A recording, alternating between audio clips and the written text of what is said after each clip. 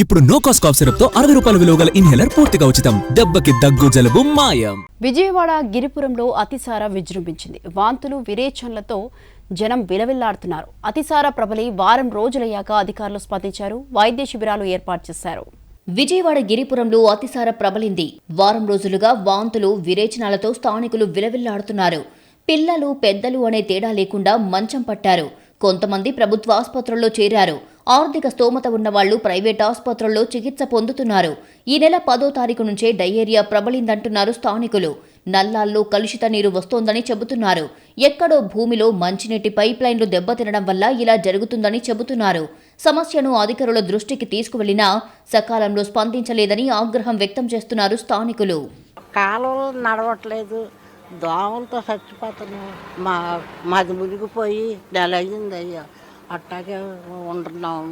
అసలు దారి లేదు. అట్లా డ్రైనేజీలు కూడా మునిగిపోయి మాకు చాలా ఇబ్బందిగానే ఉంది అయ్యగారు. అది కలుషిత నీటికి అపరిశుభ్ర వాతావరణం తోడయ్యింది. వర్షం నీరు కూడా నిలిచిపోవడం వల్ల డయేరియా ప్రబలింది అనే అనుమానాలు వ్యక్తమవుతున్నాయి. దాదాపు 20 కుటుంబాలు డయేరియా బారిన పడినట్లుగా చెబుతున్నారు స్థానికులు. గత నెల రోజుల నుంచి వాంతులు విరోచనాలతో చాలా మంది బారిన పడ్డారు, కానీ ఎవరు బయటికి చెప్పుకోలేదు. కానీ గత 15 రోజుల నుంచి ఒక బెడ్ మీద డయాలసిస్ చేయాలని, కిడ్నీ ప్రాబ్లంలు వస్తున్నాయని ఇలా అనేకమైన కేసులు వచ్చినప్పుడు మేము కంప్లైంట్ ఇచ్చినప్పుడు అధికారులు స్పందించక ఎంతో నానా వ్యవస్థ డ్రైనేజీలు చూస్తే అక్కడ ఆగిపోతున్నాయి. వాటర్ ఎల్లోయిష్ అండి. ఇప్పటికడ చూసి వచ్చారు సారు, ఎల్లోయిష్గా వస్తున్నాయి. ఇప్పటికిప్పుడు డయాలసిస్ చేయించుకోవాలన్నా చాలా ఇబ్బంది పడుతున్నారు. వాంతులు, మోషన్స్. నిన్నకడ మార్నింగ్ 2 కేసులు వచ్చినాయి. ఒక బాబు, ఒక మామగారు. ఇప్పటికడ లోపల డయాలసిస్ చేయించుకోవాలని బెడ్ మీద అలాగే ఉన్నారు. అలాగే మోషన్స్ ఆగట్లేదు, వామిటింగ్స్ ఆగట్లేదు. ఈ వాటర్ కానీ ఈ డ్రైనేజ్ కానీ బాగు చేయాలని అధికారులని మేము చాలా గట్టిగా కోరుతున్నామండి. కొందరు తీవ్ర అనారోగ్యం పాలైనట్లుగా తెలుస్తుంది.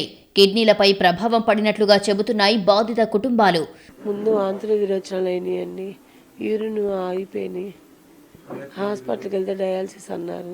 కిడ్నీ 16 పాయింట్స్ ఉంది అని చెప్పారు. ఒక వారం 10 రోజుల నుంచి ఉందయ్యా. నీళ్లు కలుషితం అవుతున్నాయి, నీ వాటర్ సరిగ్గా ఇది అవ్వట్లేదు. అందుకే ఇలా అయిపోయిందని భయపడుతున్నాం. చాలా మంది ఉన్నారు ఇట్లా. వర్షాకాలం ప్రారంభంతోనే విజయవాడలో డయేరియా విజృంభణ ఆనవాయితీగా మారిందని ఆవేదన వ్యక్తం చేస్తున్నారు స్థానికులు.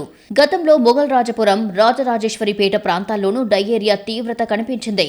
గడిచిన 2 ఏళ్లలో డయేరియాతో దాదాపు 15 మంది చనిపోయారు. గిరిపురంలో డయేరియా బాధిత కుటుంబాలను వైసీపీ నేత, మాజీ ఎమ్మెల్యే మల్లాది విష్ణు పరామర్శించారు. సిపిఎం నేతలు కూడా బాధితులను కలిసి పరిస్థితిని అడిగి తెలుసుకున్నారు.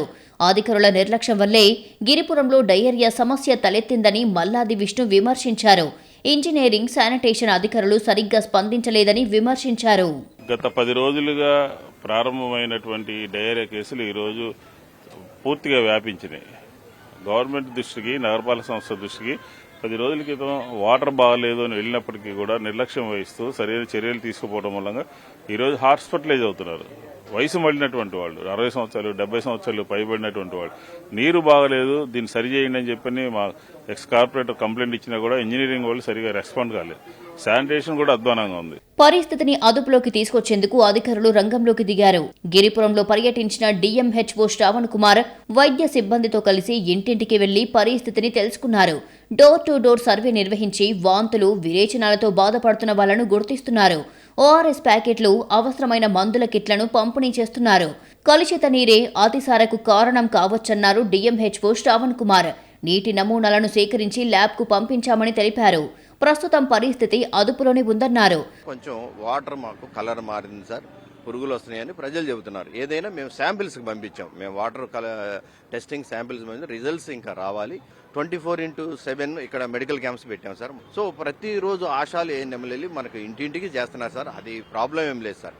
కొంచెం ఎక్కువ కేసులు వస్తే మనం ఇది అనుకోవాలి, అక్కడ ఒకటి అనేది వస్తుంది సార్. ఇది ఒకే లైన్లో ఒక 2-3 కేసులు ఉన్నాయి. సో ఇలాంటి కేసులప్పుడు మా ఏఎన్ఎంలు ప్రతిరోజు వాళ్ళ ఇంటికి వెళ్తున్నారు, వాళ్ళని పరామర్శిస్తున్నారు, వాళ్ళకి ఎట్లా ఉందో కనుక్కుంటున్నారు సార్. 6 అతిసార కేసులు నమోదయ్యాయని, ప్రభావిత ప్రాంతాల్లో పారిశుద్ధ్యం అత్యంత దారుణంగా ఉందన్నారు. ప్రస్తుతానికి అతిసార నియంత్రణలోకి వచ్చినా మళ్లీ ఇలాంటి పరిస్థితులు రాకుండా నగరపాలక సంస్థ చర్యలు తీసుకోవాలని కోరుతున్నారు బెజవాడ వాసులు.